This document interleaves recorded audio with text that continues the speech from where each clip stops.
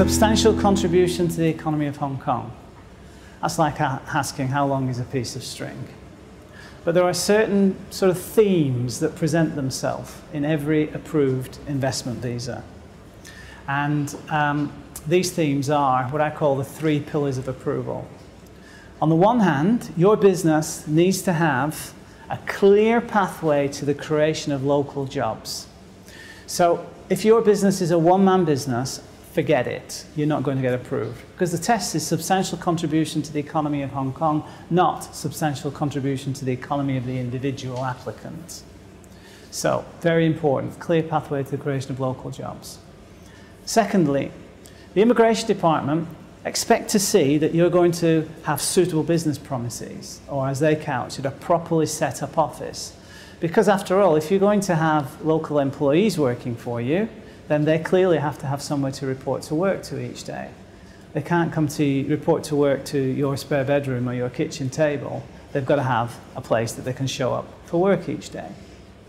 And the third leg of the approvability stool is you have to show that you've got resources that are going to be deployed into the business to the benefit of the business. Now, resources here are really split into 2 types. There's funding resources on the one hand, and then other resources. Now, these other resources are typically, in my experience, all the things that you normally have present in your venture that are driving you to make this investment decision in Hong Kong in the first place.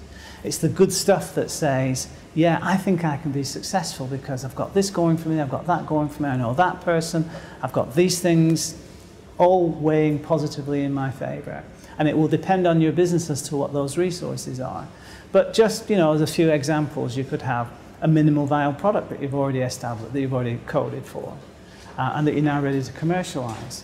It could be that you've got some intellectual property that you've been able to license that you're bringing to Hong Kong that has proven to be successful somewhere else previously. And if you bring it to Hong Kong and deploy your other resources along with this IP, then there's a really good chance that you'll be successful and your enterprise, as I say, will go on to become a solidly entrenched commercial enterprise. It could be work in progress. It could be a confirmed contract. It could be really anything, as I say, that exists that allows you to believe that you can be successful and it's driving you to make the investment decision. So these are the 3 pillars of approval. Now, half a year ago, I used to counsel clients to the extent that, yeah, well, if you've got a business plan, that's great. And you've got the money that you need, that's great.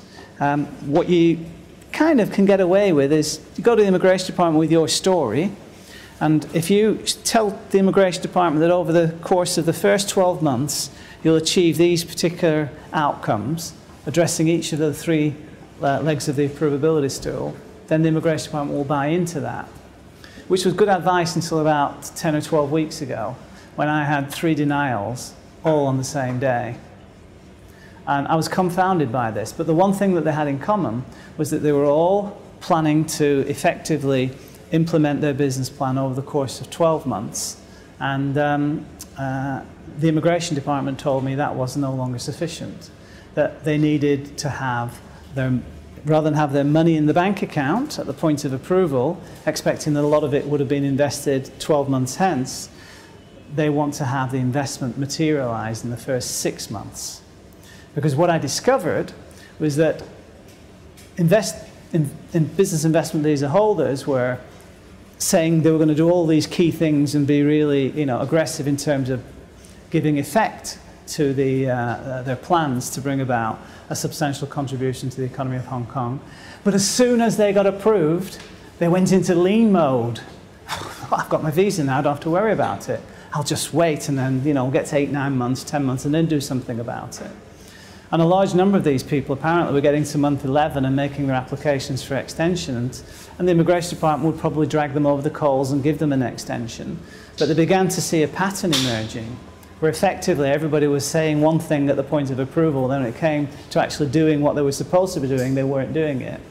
And so now the Immigration Department are routinely refusing applications that are looking to a 12-month investment timeline. It's now 6 months. So if your plan doesn't anticipate that you're going to create local jobs and have a properly set up office in the first 6 months, which is the normal consideration time frame for this application, then expect that you're going to get refused. So it's a 6-month timeline now. Okay? As I say, the game's changed.